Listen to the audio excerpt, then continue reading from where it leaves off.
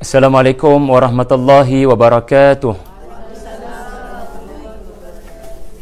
Alhamdulillahi rabbil alamin. Wassalatu wassalamu ala ashrafil mursalin wa ala alihi wa sahbihi wa man tabi'ahu wa nasarahu wa jahada fillahi haqqa jihadih. Terima kasih Dr. Munirah yang memberikan kepercayaan kepada saya untuk menyampaikan topik kuliah Zuhur pada hari ini. Topik yang sebenarnya sangat menggerunkan, ya, iaitulah lelaki yang menanggalkan, bukan pakaian, ya, lelaki yang menanggalkan ayat Allah. Perkataan menanggalkan memang benar-benar disebut berdasarkan ayat Al-Quran yang akan saya kongsikan pada petang ini.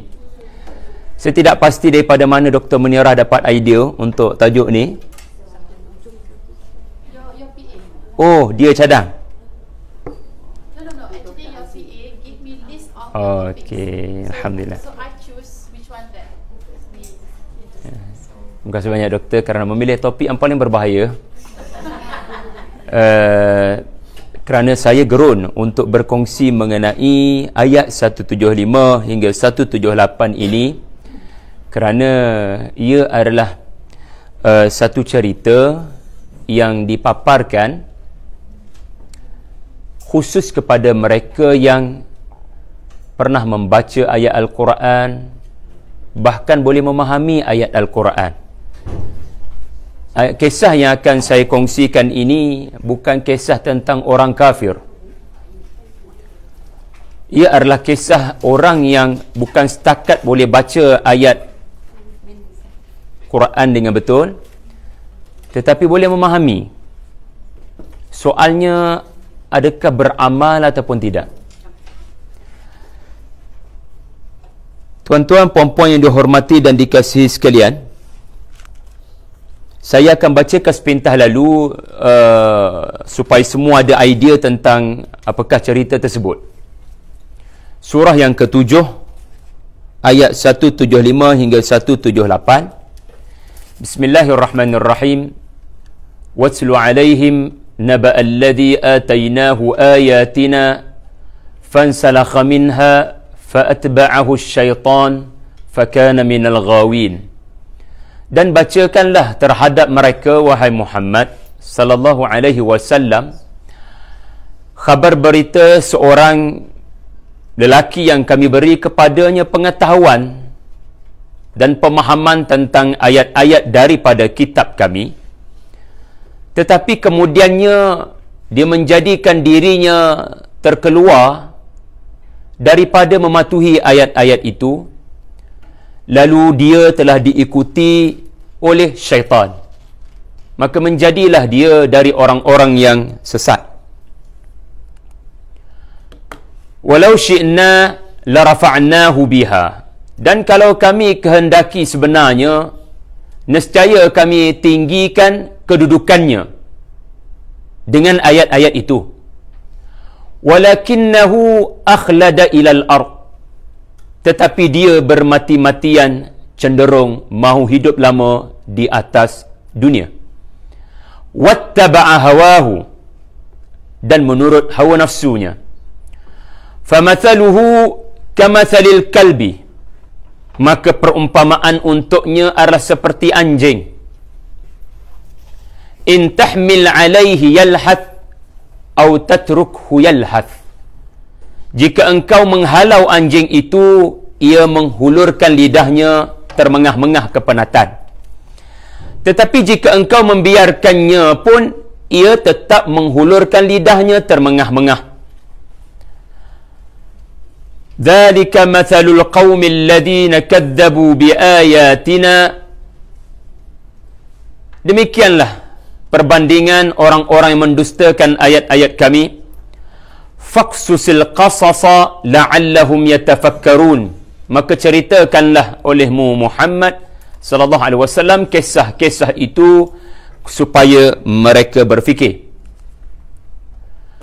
Sa'a mathalanil qaumul ladzina kadzdzabu biayatina wa anfusahum kanu yazlimun. amatlah buruk perumpamaan untuk orang-orang yang mendustakan ayat-ayat kami dan mereka pula berlaku zalim pada diri mereka sendiri. Man yahdillahu fahuwal muhtadi wa man yudlil faulaika humul khasirun. Sesiapa yang diberikan petunjuk oleh Allah, maka dia sebenarnya lah yang memperoleh petunjuk. Dan sesiapa yang disesatkan oleh Allah, maka mereka adalah orang-orang yang rugi. Baik, tuan-tuan puan-puan sekalian, ini adalah satu kisah yang membuktikan Muhammad tu Rasulullah. Kenapa ya? Kerana Nabi ni dia tak tahu apa-apa tentang cerita orang-orang terdahulu. Kisah yang saya bacakan tadi adalah cerita tentang seorang lelaki di masa lampau. Nabi tak tahu apa-apa. Apatah lagi Nabi semua sedia maklum, 40 tahun Nabi tidak boleh baca walau satu huruf. Tak payah satu kalimat, tak payah satu ayat, tak payah satu buku cerita, satu huruf pun Nabi ni Allah takdirkan memang begitu, dia tak boleh baca. Dia buta huruf. Sebelum umurnya 40 tahun dia begitu. Tiba-tiba dia membacakan cerita ini, maka fahamlah kita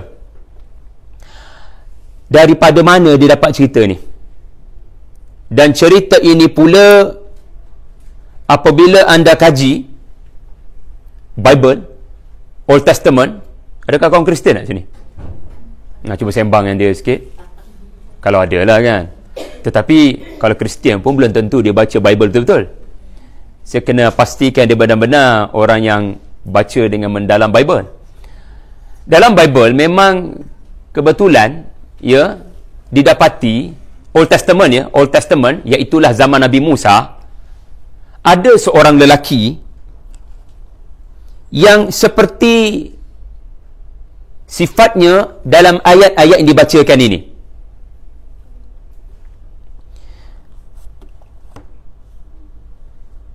Dan kalau kita tanya ahlul kitab, yakni orang-orang Yahudi pada zaman Nabi, ada riwayat kata lelaki ini adalah lelaki pada zaman Nabi Musa yang namanya Bal'am bin Baura. Sebut ramai-ramai. Bukan nama ayah dia, nama Bal'am tu. Bal'am bin Baura. Okey, nama tu tak penting. Tetapi bila Nabi baca cerita ni, orang Yahudi tertanya-tanya, macam cerita dalam kitab kita. Kitab apa? Bible kita punya bahasa lah Old Testament, tapi mereka dia panggil Taurat lah. Taurat. Lalu tujuan cerita ini yang pertama sekali untuk membuktikan Muhammad itu Rasulullah. Sebab Rasul maknanya dia tak terima sebarang apa-apa pengetahuan dan berita melainkan daripada Allah. Allah bila menurunkan Quran, Al-Quran ini sifatnya melengkapkan kitab-kitab terdahulu. Maka kalau kitab terdahulu ada cerita tentang seseorang yang Allah berikan kepadanya penguasaan dan pemahaman tentang ayat-ayat Allah,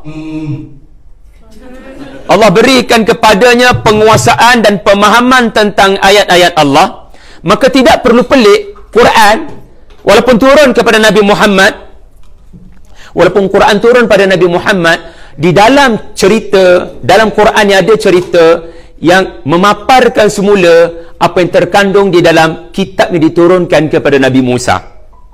Jadi salah satunya dikatakan cerita Bal'am ini.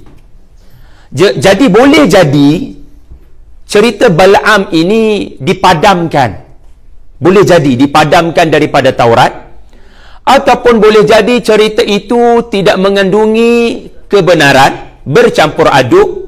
Sebab banyak cerita-cerita Yahudi dah tukar. Cerita asal dalam Taurat mereka tukar.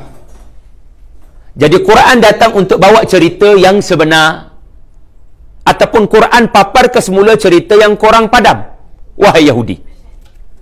Contoh cerita Nabi Yusuf, banyak kebatilan mereka ada-adakan. Jadi Quran datang untuk memaparkan version yang betul tentang Nabi Yusuf. Jadi ini tujuan cerita ini, untuk membuktikan Nabi itu dia tak tahu apa-apa.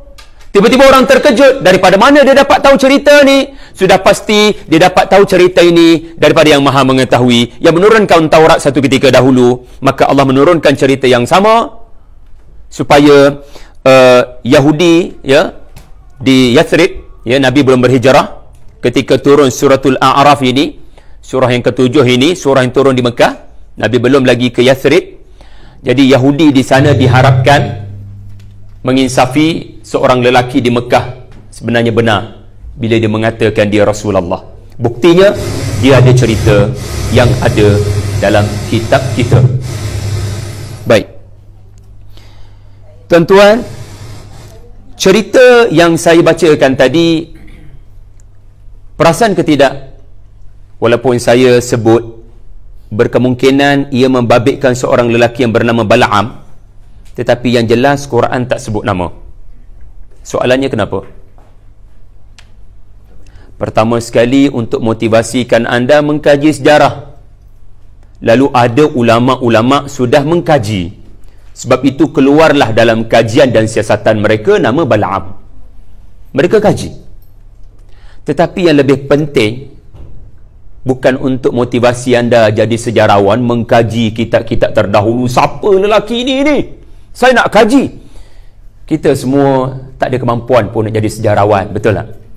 Kalau satu dua orang yang bertungkus lumur dalam dunia akademik, namanya ulama, silakan dia kaji. Tapi kita semua di KPJ Ampang ini, kita tak ada masa nak kaji. Jadi kita cuma tanya satu soalan, agaknya kenapa ya Allah tak sebut nama? Jadi tak susah untuk saya mengetahui siapa lelaki ni. Kenapa Allah tak sebut sahaja namanya Bala'am? Allah tak sebut nama dia. Jadi hikmahnya adalah supaya semua anda dan saya, bila baca ayat ni, bila Allah tak sebut nama, kita rasa cerita dalam ayat tu ceritaku, Syahari Abdul Rahman, ada dalam ayat tu. Kalau Allah sebut nama, kalau Allah sebut nama, maka jadilah cerita itu eksklusif. Cerita itu, ni cerita Bala'am, bukan cerita kita. Ini cerita tentang seorang Yahudi pada zaman Nabi Musa, bukan cerita kita. No. Bila Allah tidak sebut nama, maka anda dipaparkan tentang perangainya, maka boleh jadi perangainya itu ada pada anda, dan nama anda bukan Bala'am. Nama anda apa dia? Mikrofonnya ada masalah. Itu contoh. Jadi saya harap sekarang tuan-tuan nampak, pertama sekali, cerita ini membuktikan kerasulan Nabi. Sebab Nabi banyak cerita yang orang-orang Yahudi terkejut. Orang-orang Yahudi terkejut. Dia tahu mana cerita ni? Ceritanya macam dalam cerita kita. Kita ni study Taurat, kita ni hafal Taurat, kita ni sangat faqih dalam Taurat. Tiba-tiba lelaki buta huruf 40 tahun ni boleh bawa cerita yang sebiji macam dalam kitab kita. Dia tak pernah mengaji dengan kita. Lalu siapa yang beritahu dia? Dia kat Mekah, kita kat Yathrib. Dia tak pernah sampai Yathrib mengaji dengan kita. Yang kedua, Allah tak sebut nama. Hikmahnya apa? Supaya cerita itu include all of you. Inclusive. Okey, mari kita lihat cerita ni cerita pasal apa. Watlu alaihim, bacakan olehmu Muhammad kepada kaummu Quraisy. Kerana surah ini turun sebelum Nabi berhijrah. Makkiyah, suratul A'raf, surah yang ke-7. Satu cerita besar yang membabitkan seorang lelaki. Seorang lelaki yang atainahu ayatina, kami berikan kepada lelaki. Apa makna kami berikan kepada lelaki itu ayat-ayat kami? Ini bermakna lelaki ini adalah orang yang menguasai ayat-ayat Allah. Sebab itu riwayat yang saya sebutkan tadi, Bala'am, dia bukan orang awam. Dia ulama. Batu saya gerun bila tajuk ni dipilih. Kerana ia bukan sekadar cerita lelaki yang menanggalkan ayat Allah, tetapi ulama yang gagal dalam ujiannya sebagai orang yang faham ayat Allah. Jadi kalau ulama pun gagal, kita awam apatah lagi. Jadi kami berikan kepada lelaki dengan mudah ayat-ayat kami. Dia bukan setakat boleh baca ayat kami dengan fasih, dia juga boleh memahami ayat kami.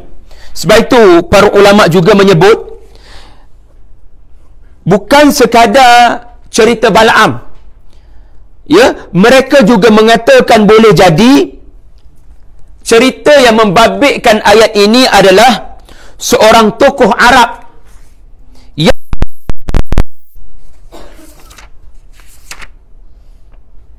Umayyah bin Abi Salti.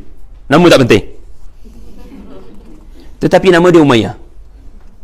Dia ni, ya, sebelum Nabi menyatakan dia Rasul pada umur 40, dia ni tak pernah sembah berhala. Umayyah, dia ni mengaku beragama Hanif. Apa makna beragama Hanif?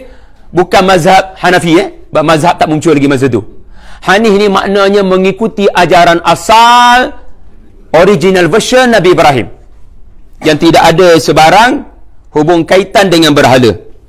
Dan Rasulullah umur 43 mengaku dirinya Rasulullah. Ditakdirkan dia sempat bertemu Rasulullah dan Nabi memperdengarkan kepadanya surah Yasin. Yang dah baca malam ni, Rasulullah baca surah Yasin. Setelah selesai mendengar surah Yasin, dia tinggalkan majlis Rasulullah. Lalu di tengah jalan orang-orang Quraisy tanya, "Hei kamu, apa pendapatmu tentang Muhammad?" Lalu dia jawab, "Aku naik saksi, dia benar. Tapi aku nak tengok dulu perkembangan selanjutnya dia. Dia mengaku benar Muhammad tu, tapi belum lagi beriman." Memang susah ya, tak ada mikrofon. Sakit. Jangan rasa bersalah. Cuma saya akan ada masalah suara. Tengoklah saya turun dekat klinik mana sekejap lagi. Kemudian anda apa ni? Bala'am ke Umayyah? Umayyah. Bala'am, ulama Bani Israel zaman Nabi Musa. Sekarang zaman orang Arab pada Taif. Terima kasih banyak doktor. Sekali ayah apple kau. Okey, seorang lelaki daripada Taif, dia sempat dengar surah Yasin daripada Nabi. Allahu Akbar. Dengar Quran daripada Nabi. Bagi tahu saya siapa baca Quran paling best kalau bukan Rasulullah. Tapi mendengar bacaan Quran paling hebat daripada lidah yang paling mulia Nabi SAW sekalipun, belum tentu seseorang akan beriman. Dia kata, saya perlukan masa, saya nak tengok dulu perkembangan selanjutnya dia. Maka 8 tahun sebelum tu, dia telah berangkat ke negeri Syam, meninggalkan Mekah dan berdiam di sana 8 tahun. Apabila dia berada di Syam 8 tahun, dia menyatakan dirinya mahu masuk Islam, tapi belum lagi menjadi Muslim. Apatah lagi bila dia mendengar kekalahan musyrikin di dalam peperangan Badar, lalu dia mahu masuk Islam. Sekadar mahu, tetapi dia mahu bertemu dengan Madinah. Dia mahu pergi ke Madinah. Dan sampai saja di Taif, ya, beliau kembali ke Taif, kampung halamannya. Beliau berehat di situ terlebih dahulu sebelum meneruskan perjalanan untuk masuk Islam. Maknanya need little bit of information about Islam and then I will convert. Dia akan revert kepada Islam. Dia perlukan sedikit lagi keyakinan. Dia masih lagi tak yakin, tetapi dia mati sebelum masuk Islam. Ini riwayat daripada Ibnu Abbas radhiyallahu anhu. Jadi boleh jadi cerita ini juga merujuk kepada dia. Tapi kita kena faham satu benda. Allah bila bawa cerita dalam Quran, Allah Azza wa Jalla bukan sejarawan. Allah bukan makhluk. Ini penting. Apa juga cerita anda lalu dalam Quran, bila Allah paparkan cerita yang sejarah, kita kena sebut ini bukan hanya cerita sejarah. Kerana Allah bukan sejarawan. Allah bila paparkan sesuatu, dia dah tahu benda ni akan berulang. Allah tahu tak sejarah masa lepas? Dia tahu. Allah tahu tak masa depan?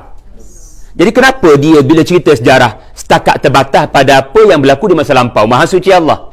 Dia pada ada sifat sejarawan makhluk yang hanya melaporkan fakta-fakta tetapi tidak mampu mengetahui apa bakal berlaku. Sejarawan hanya boleh berkata, ambil pengajaran daripada cerita ni sebab nanti boleh berlaku lagi. Tapi bila Allah paparkan maknanya, dalam pengetahuan Allah akan ada lagi Bal'am. Dalam pengetahuan Allah ada lagi Umayyah tadi. Jadi tadabbur menyebabkan anda baca ayat ni, aku takut aku orang dalam ayat tu. Baik, mari kita perincikan lagi. Allah beri kepadanya kemampuan untuk, kalau baca Hamka Tafsir Al-Azhar, lagi terasa lah ayat ni. Anda dengar Dia ahli dalam ayat Allah. Dia sangat mengerti agama. Tanya oleh kaumnya, dia boleh menerangkan halal dan haram, mana hadis sahih, mana hadis daif, mana hadis palsu. Tetapi akhirnya dia telah menanggalkan ayat Allah kerana ada kalimat fansalakha. Fansalakha ini pernah nampak tak ulah yang salakha?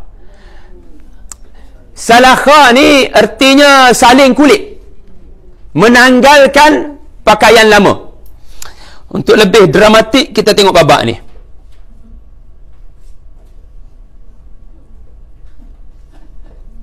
Ada suara tapi tak apa mikrofon ni. Tapi anda boleh tengok macam mana ular tukar kulit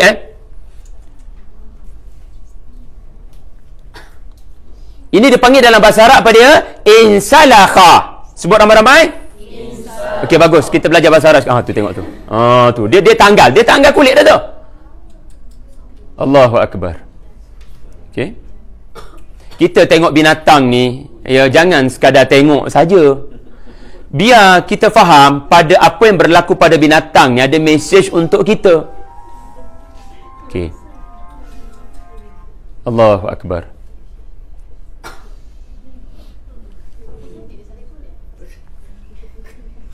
Okey. Jadi kan,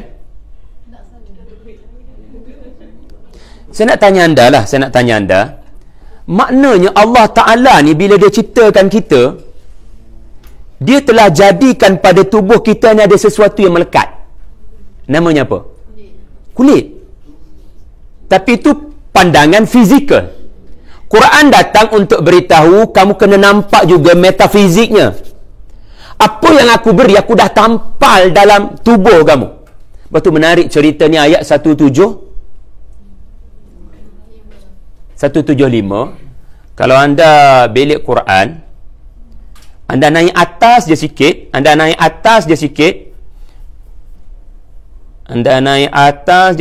Allah ada cerita pasal alam ruh.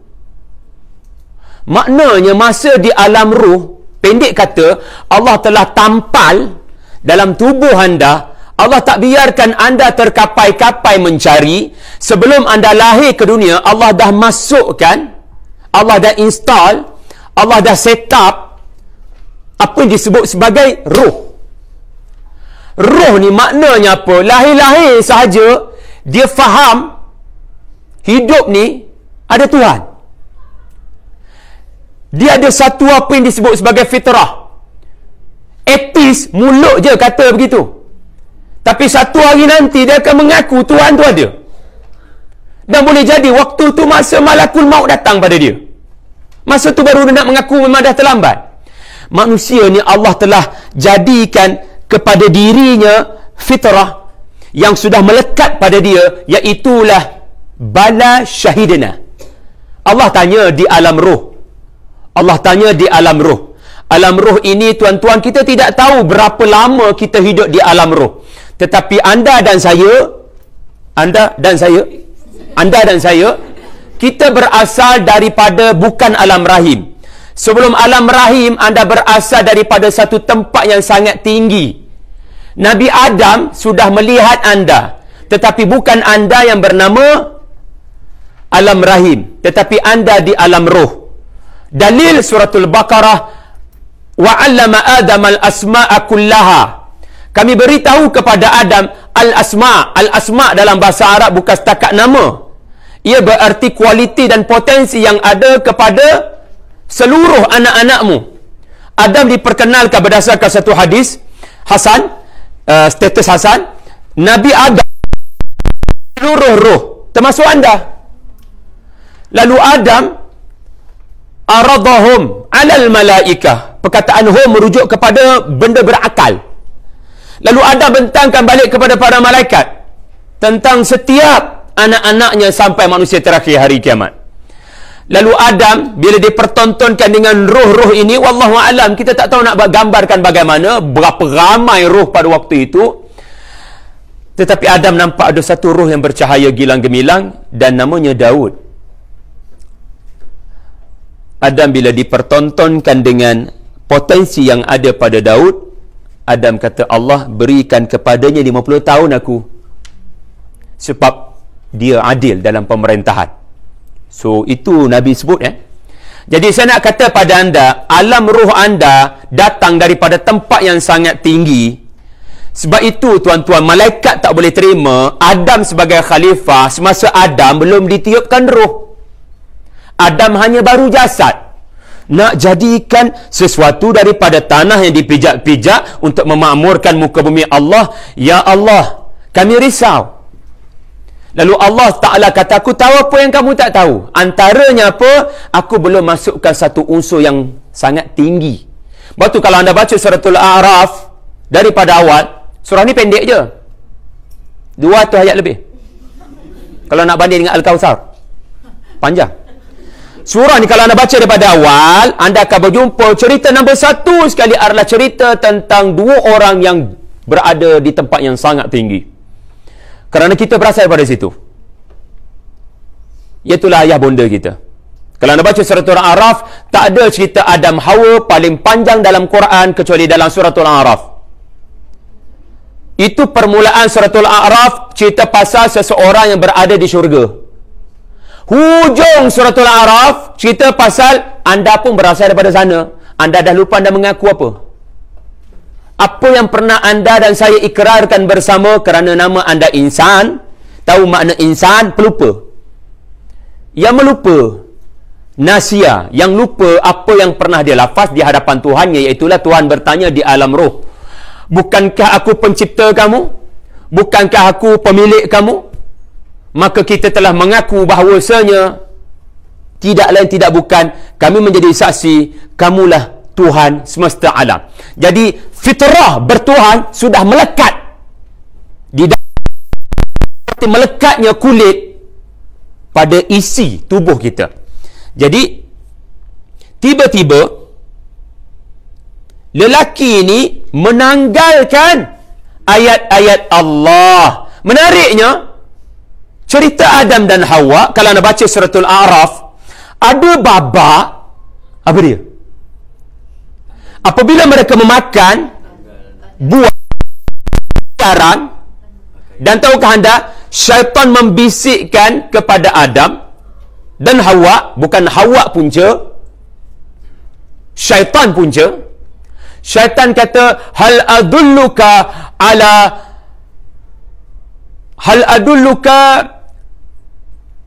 adakah Adam, kamu nak aku beritahu kamu sesuatu yang boleh menyebabkan kamu hidup kekal, tiada mati, dan kamu dapat kerajaan yang tidak boleh dikuasai orang lain? Surah Toha, boleh belik Lalu Adam alaihi salam, dia tak pandang pun pujuk rayu syaitan ini untuk bertahun-tahun lama di dalam syurga. Tetapi bila suratul A'raf beritahu, syaitan bersumpah. Buat kali pertama ada makhluk Allah bersumpah dengan dusta. Wallahi wabillahi wallahi, kalau mu jamuh buah tu dapat citizenship syurga. Benda itulah yang Allah tak nak kamu dapat sebab kamu akan turun ke dunia. Tapi why not, bro?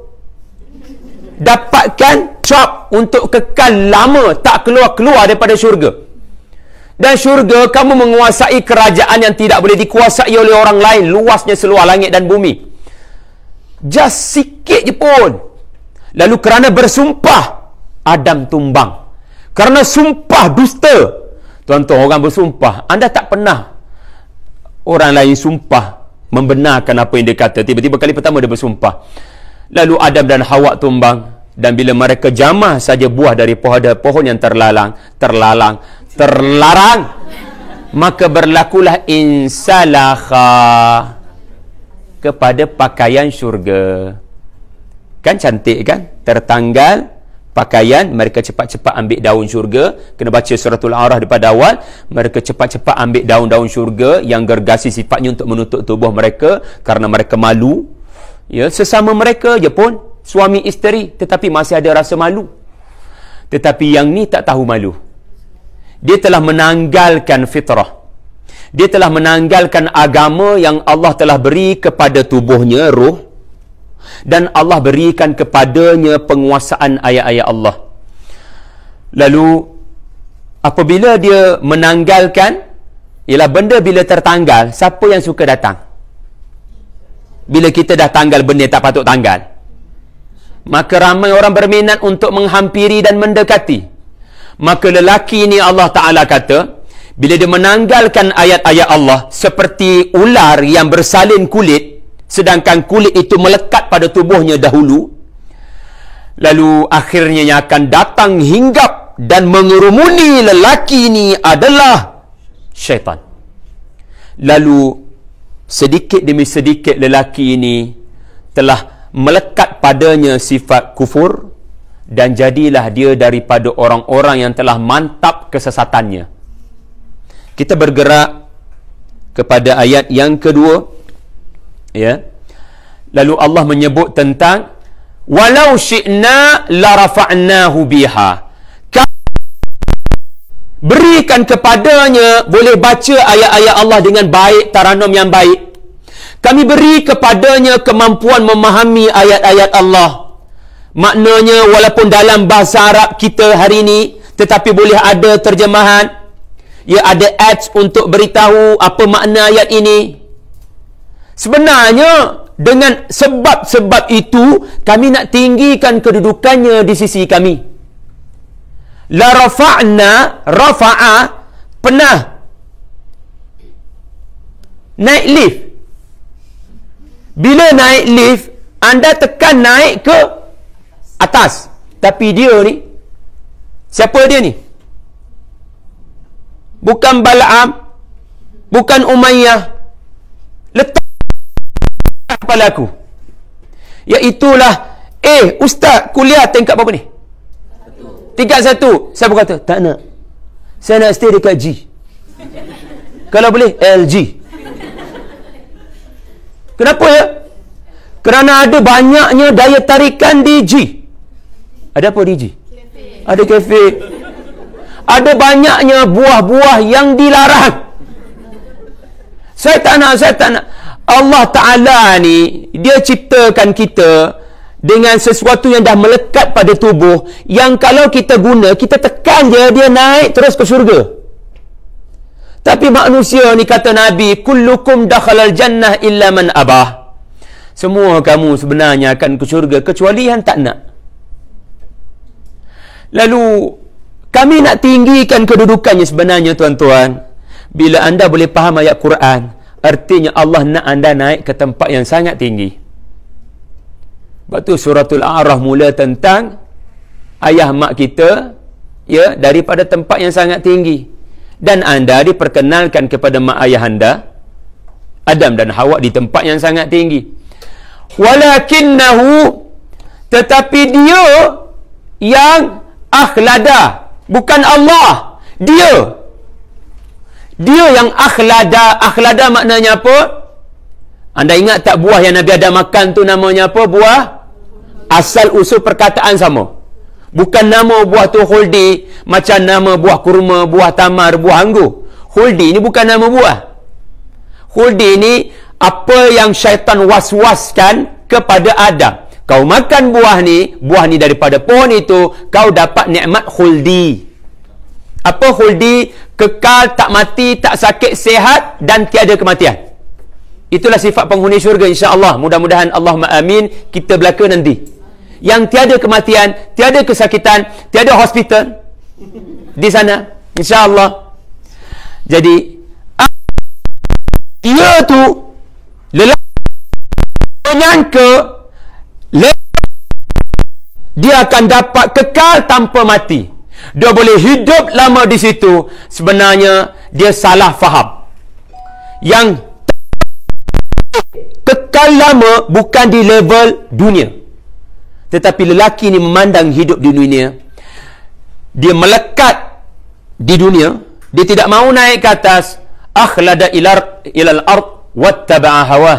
Lalu daripada seorang yang bernama ulama, daripada seorang yang menguasai agama, akhirnya dia menurut hawa nafsunya. Hamka memberikan contoh yang sangat menarik, ya. Allahu Akbar. Dia bawa satu perumpamaan cerita nak faham. Katakan ada seorang lelaki yang duduk lama di Mekah, tanah suci, dan telah disangka alim besar. Tetapi kerana menurut hawa nafsu dan dibaham oleh syaitan, dia menjadi pemabuk dan tak pernah solat. Lalu orang awam tanya dia, "Ustaz, kenapa mabuk?" Dia jawab, "Tak ada satu ayat Quran maupun hadis pun menerangkan pemabuk masuk neraka." Dan saya nak kata apa? Saya kata betul, memang tak ada. Anda angguk. Oh, kita pun boleh melakukannya. Sebab dalam Quran tak ada satu ayat sabuk pun orang yang minum arak masuk neraka. Lalu anda pun nak minum arak, kerana jelas dalam Quran yang minum arak tak ada satu ayat pun sebut masuk ke neraka. Macam nak minum arak. Kesan orang agama yang sesat tetapi berpakaian ahli agama sangat bahaya. Sebab tu Allah marah sangat pada ahlul kitab. Ghairil maghdubi alaihim. Allah murka pada diorang sebab penampilannya. Allah, kita tengok tu saja memang kita rasa kita jahil, dia alim. Kita tak tahu apa-apa, kena rujuk dia. Pendek kata, dalam bahasa kita hari ni, berjubah, berserban, berkopiah, tetapi itu belum tentu apa disampaikan adalah benar. Sebab yang berserban, yang berjubah juga Abu Jahal, Abu Lahab. It is a matter of traditional Arabic culture dia orang. Tetapi kata Hamka lagi, orang tanya pula, orang awam tanya, "Ustaz, kenapa tak solat?" Lalu dia orang yang solat Suratul Ma'un, fawailul lil musallin. Jadi jangan solat, tuan-tuan, masuk neraka nanti. Saya dah memulakannya, kata dia. Anda follow kan? Anda rasa nak follow je kan? Inilah akhir zaman. Yang akan memberikan fatwa adalah orang yang berlagak tahu agama. Mereka masuk campur urusan agama, sedangkan mereka adalah pemuja hawa nafsu dan syaitan. Na'udzubillah. Ya, jaga-jaga ya. Orang munafik, penampilannya, kata Allah dalam suratul Munafiqun, bila mereka berucap, ya, wa idza ra'aitahum tu'jibuka ajsamuhum wa in yaqulu tasma' liqaulihim. Mereka bila menampilkan diri mereka, anda akan sangka mereka tahu agama. Bila anda lihat rupa paras mereka, tampan, cantik, dan rupa seorang yang tahu agama. Dan bila mereka berkata-kata, anda akan memasang telinga kerana terpukau dengan kefasihan dan kepetahan bicara. Tapi Allah kata ka'annahum khusyubun musannadah. Mereka seperti batang-batang kayu yang bersandar pada dinding, tak ada guna. Di sisi Allah luar nampak bagus, tapi di dalamnya rosak dan punah dan ya binasa. Jadi jaga-jaga ya. Dan paling menarik, kita berada pada 15 minit yang terakhir ini, kita dibawa kepada satu mukjizat, iaitulah Nabi ni, tuan-tuan, Dia bukan saintis. Saintisnya adalah anda boleh jadi di KPJ ini. Allah membawa cerita pasal anjing yang menjelirkan lidah. Nabi dulu, ada ke orang kaji mengapa anjing menjelirkan lidah? Saya rasa anjing pun makhluk yang jarang ada kot di Mekah dulu. Kalau nak bandingkan dengan himar, unta, apatah lagi Nabi tak biasa dengan anjing. Orang-orang Hanafi, ya, orang-orang, maafkan saya, Hanif ini, sebelum menjadi Rasul, apatah lagi menjadi Rasul, Nabi, para sahabat dengan anjing ni, saya tak rasa seperti mereka dengan kucing. Dia makhluk yang rare. Tiba-tiba Nabi kata, bukan Nabi katalah, Nabi sampaikan apa yang Allah kata, perumpamaan orang-orang begini adalah seperti anjing. Apabila mereka in tahmil alaihi, apabila kamu halau, dia melakukan yalhas. Kamu biar, tak halau, dia yalhas juga. Yalhas ni apa? Cuba lari 100 meter, tengok apa berlaku pada tubuh anda. Itu anda. Anda yang tidak menjelirkan lidah. Ke anda pun jelirkan lidah? Tak, sebab anda ada kulit yang berpeluh untuk kembalikan kestabilan suhu tubuh anda. Tetapi tidak anjing. So, bila saya belik-belik apa fakta tentang anjing, mengapa menjelirkan lidah, anda lebih tahu kenapa anjing menjelirkan lidah dari sudut saintifik. Bantu saya. Pakar kulit. Saya malu nak cakap depan doktor ni. Sebab saya hanya baca di internet. Tuan-tuan lebih tahu daripada saya. Disebabkan nama kuliah ni kuliah Zuhur, jadi aku je ceramah. Okeylah, saya bagi tahu apa saya baca kat internet. Saya dapati, saya diberitahu yang anjing ni dia punya apa ya? Dia punya apa ya? Kalau kita kulit kan, rongga-rongga kulit ini menyebabkan bila kita kepanasan, maka kestabilan. Macam mana Prof Jasmine boleh bantu saya? Untuk reduce body temperature suhu tu. So, you berpeluh lah, manusia berpeluh. Yes, dan yalhas. Begitu. Tapi anjing, dia bukan kulit. Kulitnya sangat minimum. Lidah dia sebagai faktor untuk mempercepatkan proses udara tu meresap dan kembalikan temperature tubuh. 1400 tahun dulu di padang pasir, lelaki ni berkata-kata sedemikian rupa yang hari ini baru kajian membuktikan. Mengapa anjing berbuat berdemikian? Jadi semakin jelas Nabi tidak berbicara tentang sesuatu yang datang dari fikiran Nabi, sebab Nabi tidak ada pengalaman. Nabi hanya menyampaikan apa yang sampai hari kiamat, fakta itu akan berlaku. Nabi menyampaikan apa yang Allah beritahu tentang satu fakta, iaitulah anjing yang menjelirkan lidah. Kata para ulama, anjing bila terlalu menjelirkan lidah, sama ada anda halau ataupun anda membiarkan, itu menandakan dia terlalu lapar. Walaupun sudah diberikan makanan, masih menjelirkan lidahnya, maknanya dia tidak pernah puas dengan apa yang dia mahu di atas muka bumi Allah. Buruknya dan busuknya apabila seseorang yang bernama agamawan, apabila mula menurut hawa nafsunya, sehingga dia tidak pernah rasa puas dengan kemewahan yang diperolehi, ya, dengan kesihatan tubuh yang diperolehi. So, menjelirkan lidah boleh jadi simbolik kepada tak pernah rasa puas dengan nikmat yang Tuhan beri kepadanya. Dia semakin lama semakin lalai. Disebut sebagai istidraj. Maka akhirnya Allah Subhanahu wa taala menyebut, itulah seburuk-buruk perumpamaan. Itulah perumpamaan bagi kaum yang mendustakan ayat-ayat kami. Maka ceritakanlah cerita itu, wahai Muhammad, kepada kaummu, supaya mereka berfikir sejenak. Tuan-tuan, sebelum kita berpisah, kita kena faham juga satu perkara, ya. Cerita ni duduk lepas cerita apa dalam suratul A'raf. Ilmu ni disebut ilmu munasabah, ya, ilmu yang saya tengah mengaji bidang ni, dia sangat penting supaya anda faham ayat ni tuju pada siapa. Okey, kalau anda baca suratul A'raf, ayat 176 ni, ya, ayat 176 ni, tadi saya sebut ada kaitan dengan alam roh kan. Allah bagi fitrah tu dia melekat pada tubuh kita. Manusia ni tak pernah rasa selesa dan rasa tenang bila buat dosa. Kenapa ya? Sebab dia ada roh, dia ada fitrah. Dia ada apa yang Allah tampal melekat, namanya nafsu lawamah. Itu kata suratul qiyamah.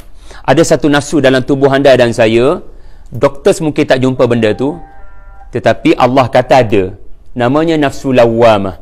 Tahu tak apa itu nafsu lawamah? Nafsu yang lawamah, yang melakukan lama yalumu, mencela segala perbuatan yang dosa. So sama ada anda hidup zaman moden ataupun anda hidup zaman batu. Sama ada anda hidup di Asia ataupun anda hidup di Amerika. Sama ada anda kulit putih macam saya, putih sangat, atau kulit anda hitam. Sama ada anda nama Melayu, India, Cina. Semua anda walaupun nama Donald Trump ataupun Basharul Assad, sebenarnya mereka itu pada awal kejadian mereka lahir, Allah beri kepada mereka fitrah, dan waktu kanak-kanak mereka tak biasa menipu. Sebab tu kalau kita ada masa lah, saya duk hurai surah Yusuf dekat Radio IKIM sekarang. Saya membuktikan macam mana anak-anak Nabi ni bila kali pertama menipu, mereka gagal. Sebab mereka kali pertama, mereka tak biasa menipu. Mereka tak pernah menipu. Bila kali pertama mereka menipu, mereka gugup, mereka gagap, dan mereka kantoi. Sebab mereka tak biasa benda jahat. Contoh baju yang mereka kata baju ni ada darah Yusuf, ayah Yusuf dimakan serigala. Tak, macam mana baju tu tak koyak rabak. Jadi sangat aneh bagi ayah. Baiknya serigala sebelum membaham Yusuf, meminta Yusuf menanggalkan bajunya. Logik apakah ini anak-anak aku? Lepas tu baju tu pula ada darah atas baju tu. Maknanya darah tu di luar baju, dalam baju tak ada darah. Sebab komis ni maknanya jubah tebal. So saudara-saudaranya lumurkan darah kambing sebenarnya yang mereka sembelih, letak atas baju Yusuf. Tak, macam mana 10 orang ni patutnya ada buat brainstorming. Apa cara terbaik kita nak bagi ayah terpengaruh dengan dusta kita. Tapi kerana semuanya tak biasa, very amateur dalam melakukan kejahatan, sampai semua 10 orang ni, kalau 2-3 orang tak apa lagi, 10 orang ni bila gugup sangat sampai terlepas pandang. Iaitulah patutnya darah pun kita letak dalam baju, bukan kat luar je. Sebab bila kena baham serigala, takkan tu darah keluar daripada luar, darah dia mengalir daripada dalam. Lepas tu mereka datang pada ayah waktu malam, nampak sangatlah nak minimumkan kantoi. Zaman dulu mana ada lampu, Nabi Yaakob bukan boleh nampak diorang pada usia tua. Jadi sebab tu diorang datang waktu malam. Bila datang waktu malam, kejadian berlaku pagi, datang waktu malam, patutnya bila Yusuf dibaham serigala, telefon KBJ. Ayah, emergency ayah akan teruk lancarkan operasi apa, MH2 rescue kan? Sebab dia mungkin masih lagi nyawa-nyawa ikan. Tapi kalau berlaku pagi tadi, malam baru balik, apa sebenarnya yang korang sembunyikan? Korang memang sengaja nak buat begitu kah? Iaitu Yusuf dibiarkan mati ketika sudah cedera parah di baham serigala. Dan korang balik malam, nampak sangat supaya ayah tak nampak bahasa tubuh korang. Sebab 10 orang tu tak semuanya pemenang Oscar. Ada yang tak pandai langsung berlakon, menangis, tapi anda pun tahu siapa pelakon terbaik dan siapa pelakon paling hampir bila menangis. Dia tak pandai berlakon lah tu. Jadi tuan-tuan, saya nak sebut kepada anda, ruh, fitrah, nafsu lawamah dia melekat. Tapi manusia yang menyebabkan ruh itu mati. Ya, sebab tu banyak cerita hantu, tak tahu kenapa. Ya. Manusia yang tak ada ruh mula dipaparkan di sana sini kan. Hidup yang tidak mementingkan makanan ruh. Makanan jasad diberikan kepentingan. Baik, saya tak nak anda lupa bahawasanya cerita ini juga adalah selepas cerita panjang lebar tentang Bani Israel. Sebab tu cerita ni duduk kat hujung-hujung suratul A'raf. Ya, saya tak nak paparkan, tuan-tuan boleh baca sendiri. Iaitulah suratul A'raf adalah cerita Nabi Musa yang paling panjang di dalam Al-Quran. Surah yang turun sebelum hijrah. Surah yang paling panjang cerita pasal Nabi Musa. Perjuangannya adalah suratul A'raf. Ini saya tak berani kata paling panjang, antara yang paling panjang dalam Quran, cerita Nabi Musa dengan Bani Israel. Okey, sebenarnya cerita Nabi Musa dengan Bani Israel ni cerita pasal apa? Dia bukan cerita Nabi Musa dengan Firaun, cerita Nabi Musa dengan Bani Israel. Cerita Nabi Musa, seorang rasul dengan orang Islam, orang yang menyembah Allah. Kad pengenalannya adalah Islam. Tetapi diuji Allah, lalu mereka gagal. Mereka dengar ayat-ayat Taurat yang Nabi Musa baca. Mereka faham, Nabi Musa huraikan. Tetapi akhirnya Allah bawa cerita ni sebab apa? Supaya semua orang Islam jangan rasa selesa kerana kamu boleh jadi Bani Israel. Cerita Bani Israel dalam suratul A'raf, mereka melihat 13 mukjizat. 13 mukjizat. Anda daripada 13 mukjizat tu, satu pun anda tak tengok. Ada satu orang manusia ni namanya Bani Israel, 11 mukjizat, satu pun tak pernah tengok. Kalau anda boleh lihat ayat 130, ya. Okey, ayat 130. Kita kira 13 boleh? Dan tanya saya, tanya diri anda pernah tengok tak ke semua tu? Okey. Pertama sekali, As-Sinin. As-Sinin ni kemarau luar biasa. 2, 3, 4 bulan. Dan itu sesuatu yang aneh. Patutnya musim tengkujuh tetapi kemarau. Kedua, cuba kira buah-buahan tidak muncul. 2. Yang ketiga, cuba kira yang ketiga, Taufan. Ribut, peti, sabung, menyabung berminggu-minggu. 3. So, Firaun melihat hebatnya Musa dan bala tentera anginnya. Nombor 4, Jarat. Jarat apa dia? Belalang. Belalang mengganggu perjalanan mereka keluar daripada rumah. Belalang akan datang mengganggu. Lepas belalang, Kummal. Kummal apa dia? Apa dia? Carilah kat kepala anda. Namanya Kummal. Mak, tolong saya cari Kummal. Kita ajar anak perkataan bahasa Arab. Kummal, kutu. Okey, kutu. Yang keenam adalah Safadi'. Apa dia? Safadi'. Anda belajar perkataan bahasa Arab. Katak. Okey, katak. Yang ketujuh, darah. Ini semua fenomena aneh. Bukan nampak katak ni. Ini soal masuk bilik air je katak keluar. Bukan seko tetapi berekor-ekor. Bila kita tak masuk bilik air, tak ada pula katak. Jadi ini namanya fenomena luar biasa. Berapa semua? Yang ke-8, tongkat. Yang ke-9, tangan keluar cahaya. Tongkat yang telah mengubah ahli sihir Firaun.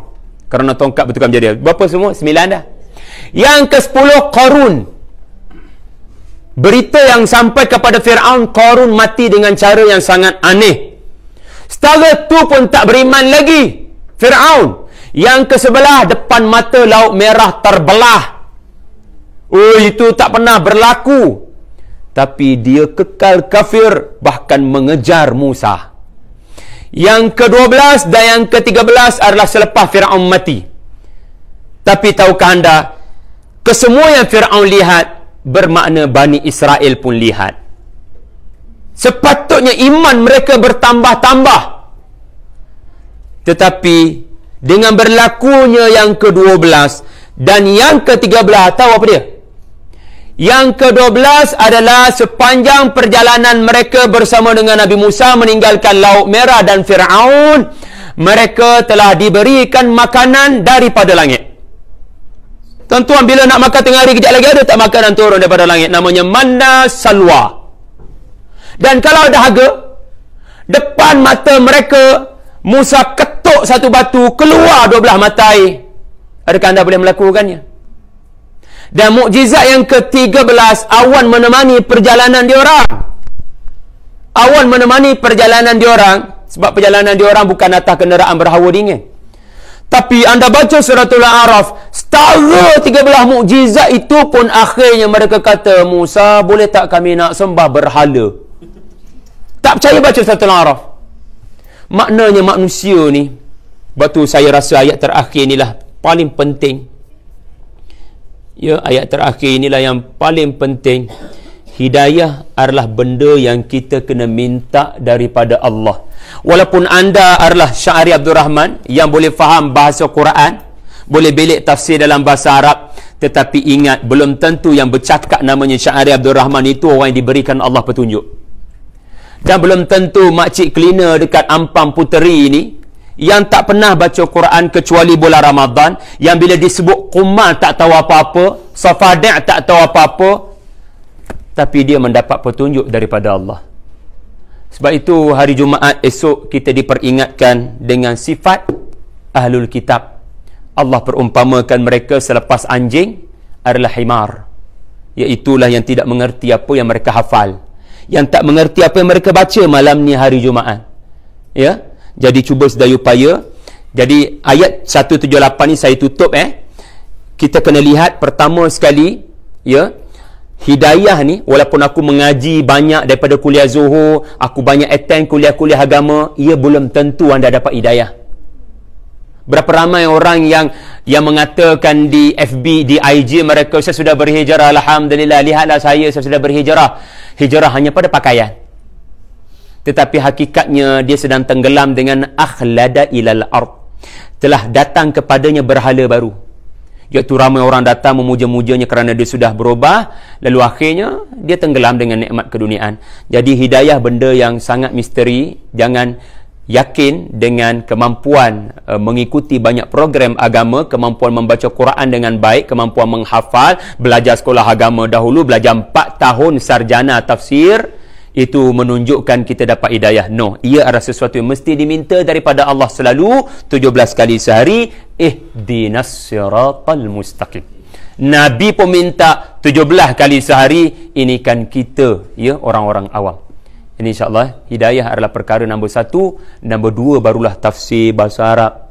Betulkan niat kita belajar agama, bukan nak tahu bahasa Arab, bukan nak belajar tafsir, bukan nak boleh baca dengan betul. Nombor 1 sekali, ya Allah bantu aku supaya aku dapat petunjuk untuk kembali semula ke sana. Jumpa lagi pada masa akan datang. Assalamualaikum warahmatullahi wabarakatuh.